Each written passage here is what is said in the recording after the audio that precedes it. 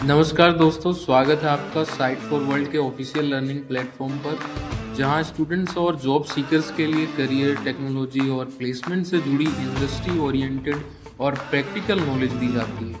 अगर आप अपनी स्किल्स को नेक्स्ट लेवल तक ले जाना चाहते हैं तो आप बिल्कुल सही जगह पर आए हो। चलिए शुरू करते हैं आज का इम्पोर्टेंट सेशन। तो कभी सोचा है कि ऑटोमेशन को असल में स्मार्ट क्या चीज बनाती है? क्या सिर्फ दिए हुए रूल्स को फॉलो करना ही काफी है, या फिर उससे कुछ ज्यादा चाहिए?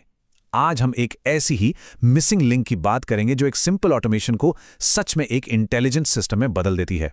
और ये कॉन्सेप्ट आपके सिस्टम डिजाइन करने का नजरिया हमेशा के लिए बदल सकता है। रेडी हो? चलो शुरू करते हैं। अच्छा, एक सिचुएशन सोचो जब दांव पर लाखों करोड़ों लगे हों, जैसे कि किसी बैंक को कोई लोन अप्रूव करना है या एक फैक्ट्री की पूरी प्रोडक्शन लाइन को मैनेज करना है। तो इतने बड़े और जरूरी डिसीजंस को भरोसे के साथ ऑटोमेट कैसे किया जाता है? क्या हम सिंपल इफ देन रूल्स पर डिपेंड कर सकते हैं? यही सवाल आज हम समझने वाले हैं। इसको समझने के लिए ना एक रियल वर्ल्ड केस स्टडी देखते हैं। एक पोर्ट अथॉरिटी है जिसे हर दिन ये डिसाइड करना होता है कि कौन सा कार्गो शिप पोर्ट के अंदर आ सकता है। अब ये एक बहुत ही क्रिटिकल डिसीजन है जिसमें सेफ्टी और एफिशिएंसी दोनों ही बहुत जरूरी हैं। उनका पूरा प्रोसेस ऑटोमेटेड है, लेकिन उसमें एक ऐसी प्रॉब्लम छुपी हुई है जो बाहर से देखने पर नजर ही नहीं आती। ठीक है, तो इस प्रॉब्लम को आगे समझें उससे पहले एक फंडामेंटल कॉन्सेप्ट को क्लियर करना बहुत जरूरी है। इंडस्ट्री में एक स्टैंडर्ड प्रैक्टिस है स्टेप्स को रूल्स से अलग रखने की। आइए देखते हैं कि इसका आखिर मतलब क्या है। स्क्रीन पर देखो, एक तरफ है द प्रोसेस, यानी काम करने का sequence, step by step flow, और दूसरी तरफ है द डिसीजन लॉजिक, यानी फैसला लेने के नियम या रूल्स। आजकल के जो मॉडर्न सिस्टम्स हैं जैसे बीपीएनएन प्रोसेसेस और डीएमएन डिसीजंस, वो इन दोनों को हमेशा अलग अलग रखते हैं। अब सवाल है क्यों? ताकि सिस्टम फ्लेक्सिबल रहे और अगर कल को कोई रूल बदलता है तो हमें पूरा का पूरा प्रोसेस न बदलना पड़े। ये सेपरेशन का कॉन्सेप्ट समझ आ रहा है ना? स्क्रीन पे ध्यान है ना? ये रहा हमारे पोर्ट अथॉरिटी का प्रोसेस फ्लो। बहुत सिंपल है। स्टेप 1, शिप से एंट्रेंस रिक्वेस्ट रिसीव करो। स्टेप 2, शिप की बेसिक इन्फो रिकॉर्ड करो।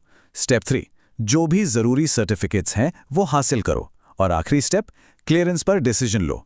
अब यहां पर फोकस करने वाली बात यह है कि प्रोसेस का मेन काम डेटा को कलेक्ट करना है, और यह है डिसीजन लेने वाला हिस्सा, यानी डिसीजन लॉजिक। ये एक टेबल के फॉर्म में है।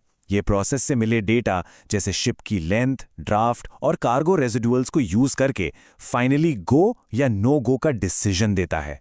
तो प्रोसेस डेटा लाता है और डिसीजन लॉजिक उस डेटा पर नियम लागू करता है। अब तक सब क्लियर है? कोई कंफ्यूजन तो नहीं? अब यहां से कहानी इंटरेस्टिंग होती है। इन दोनों के बीच, यानी प्रोसेस और डिसीजन के बीच, एक बहुत बड़ा इंफॉर्मेशन गैप है, एक डिस्कनेक्ट है। फोकस बनाए रखना, ध्यान से सुनना, यह बहुत जरूरी है। हमारा जो प्रोसेस था वो स्टेप 2 में शिप के बारे में सिर्फ एक चीज रिकॉर्ड करता है, शिप का टाइप, जैसे कि पोस्ट पैनामैक्स या क्रूड ऑयल टैंकर, बस इतना ही। लेकिन डिसीजन लेने वाले रूल्स को क्या चाहिए? उन्हें चाहिए टेक्निकल डिटेल्स। शिप की लेंथ कितनी है, उसका ड्राफ्ट क्या है। अब यहां प्रॉब्लम देखो, प्रोसेस रिकॉर्ड कर रहा है टाइप, पर रूल्स को चाहिए लेंथ और ड्राफ्ट। सिर्फ वीडियो देख रहे हो या इस मिसमैच को समझ भी रहे हो? डेटा आ कुछ और रहा है और जरूरत किसी और डेटा की है। तो सबसे बड़ा सवाल यही उठता है, ये सिस्टम आखिर काम कर कैसे सकता है? इनपुट और रिक्वायरमेंट तो आपस में मैच ही नहीं कर रहे। एक तरफ से ए आ रहा है, दूसरी तरफ बी की डिमांड है। सोचो जरा, अगर इंटरव्यू में आपसे ये सिनेरियो एक्सप्लेन करने को कहा जाए तो इसका सॉल्यूशन क्या बताओगे? चलो इस पजल को सॉल्व करते हैं। इसका जवाब है द मिसिंग नॉलेज लिंक, एक ऐसी चीज जो इस पूरे गैप को भर देती है।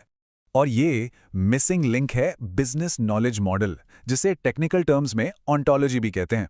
अब ये भारी शब्द लग रहा होगा, पर सिंपल भाषा में ये सिस्टम का कॉमन सेंस या बैकग्राउंड नॉलेज है।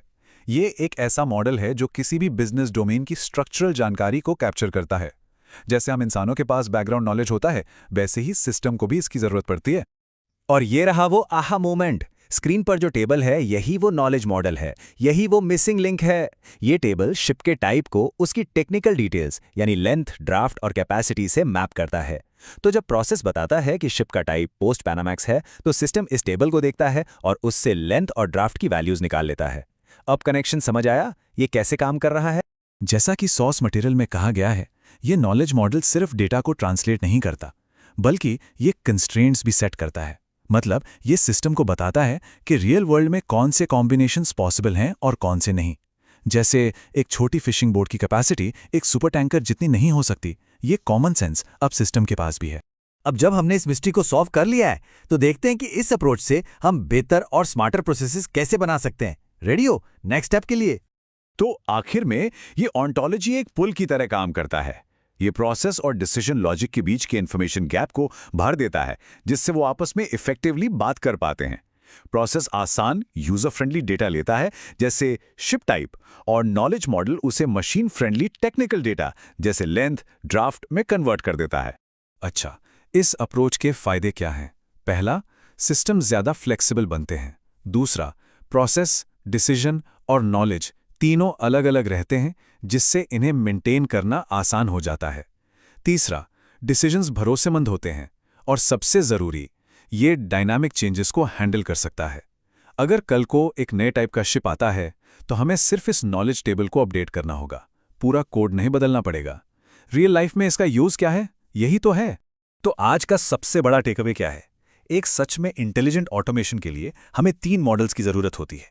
एक प्रोसेस मॉडल, क्या करना है, एक डिसीजन मॉडल, कैसे फैसला लेना है, और एक नॉलेज मॉडल, कॉन्टेक्स्ट क्या है।